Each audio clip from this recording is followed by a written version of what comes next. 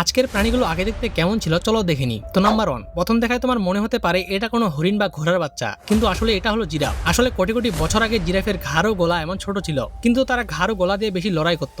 আর যার গলা যত বেশি লম্বা ও শক্তিশালী হতো সে তত বেশি জিতে যেত। আর গাছের পাতা খাবারের খোঁজে তারা গলার বেশি ব্যবহার করত, যার কারণে তাদের গলা স্বাভাবিকের তুলনায় অনেক বেশি বড় হতে থাকে। নাম্বার 2, বর্তমানে পৃথিবীর সবচেয়ে বড় স্তন্যপায়ী জীব হলো হাতি, কিন্তু আগেকার হাতিগুলো দেখতে এমন ছিল, ঠিক কিছুটা শুকরের মতো। তারপর ধীরে ধীরে বড় হতে থাকে আর নাক, মুখ, দাঁত কিছুটা ছোট বড় হতে থাকে।